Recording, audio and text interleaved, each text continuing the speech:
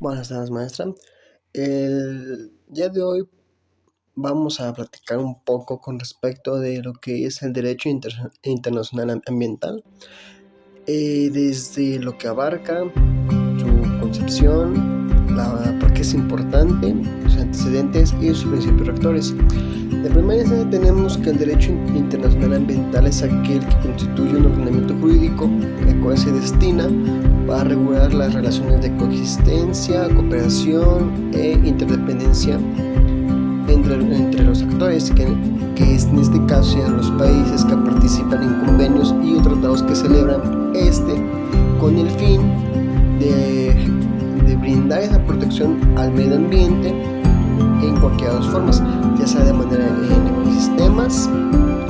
en tierra, aéreo y marítimamente hablando. Su importancia radica en el que la mayoría de casos, o en esos casos, por no decir casi todos, el factor que más ha propuesto o ha reducido, por así decirlo, es el retraso de las problemáticas a nivel global, ya que este problema no solo es en nuestro país, que es México, sino que se ha extendido a lo largo de todo el mundo, ya que carece de su vez de una importancia en cuanto a la interrelación entre los países. Eso quiere decir que celebran convenios y que lejos de cumplirlos no es así. Esto a su vez genera que existe una disfunción entre lo que se celebra en un convenio entre Estado y Estado y o nación, que a su vez afecte de manera significativa a la sociedad que intenta cubrir, en este caso sería el medio ambiente. Como antecedentes tenemos que este concepto de derecho internacional ambiental se genera en Estocolmo, Suecia, en el año de 1972, en donde se llevó a cabo la primera cumbre. Esto generaba, o esta cumbre se celebró con, digámoslo así, tres grandes propósitos, en los cuales este concepto abarca los instrumentos internacionales destinados a proteger elementos ambientales que pertenecen a la humanidad como un sujeto del derecho internacional, que a su vez son todos aquellos estados y o naciones que se obligan para que surtan efectos legales entre ellos, y de qué manera se obligan de estos en base a los convenios que estos a su vez celebran. Como siguiente punto tenemos que esto a su vez surge como un instrumento internacional que protege al medio ambiente que pertenecen a dos o más estados. En este caso, un ejemplo que puede coincidir son en el espacio marítimo, ya que en México se considera como aguas nacionales y aguas internacionales a unas ciertas millas de distancia. Esto a su vez que un ejemplo sea el petróleo, la energía y o yacimientos de gas, y que a su vez estos entre estados se pactan para su explotación y así subsanar las necesidades de su población. A su vez que esto tenemos que otro punto importante, que estos antecedentes generalmente se abarcan con un instrumento que se refiere a los efectos exteriores o en el uso de los recursos o elementos ambientales nacionales. Eso quiere decir que en cada país va a haber una regularización de el uso,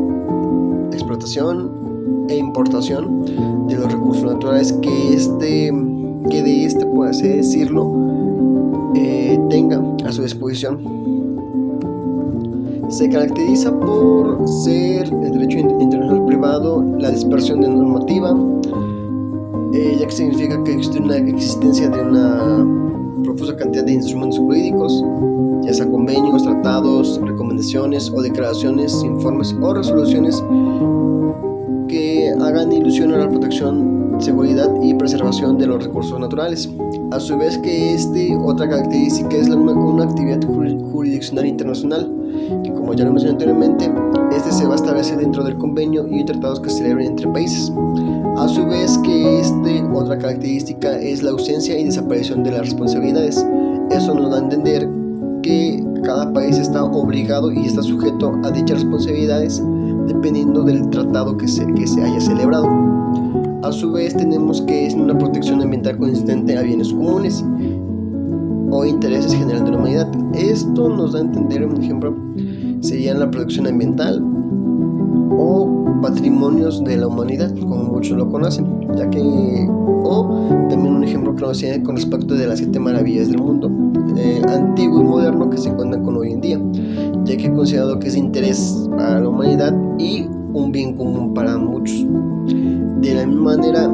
esta es de carácter de gobierno, ya que se tiene la obligación de salvaguardar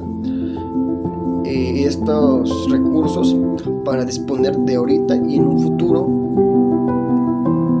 para las próximas generaciones. Como principios, para finalizar esa cápsula informativa, los principios que este va a regir van a ser la interdependencia ecológica, la solidaridad entre los estados, la cooperación ambiental entre ellos mismos, toda vez que estos existen. Y otro principio es la obligación de informarse de los recursos que estos adquieran o enajenen. De igual manera, ligado al anterior, es otro pilar importante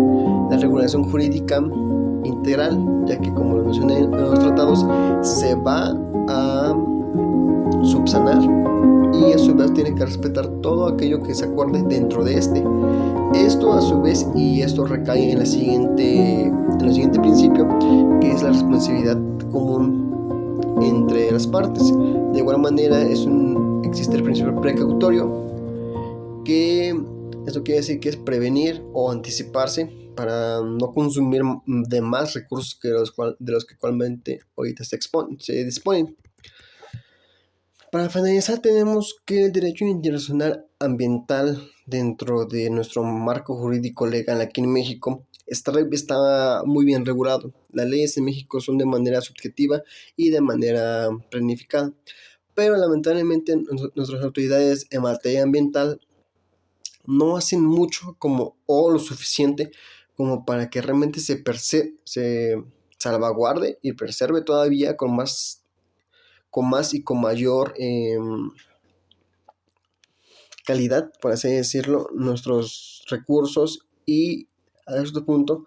la manera de la explotación de estos solamente es para unos cuantos, no son para todos. Entonces hay que checar y realmente revisar a profundidad las leyes, cómo están siendo aplicadas, y si esto es caso omiso, se puede hacer una reforma con respecto de esta materia.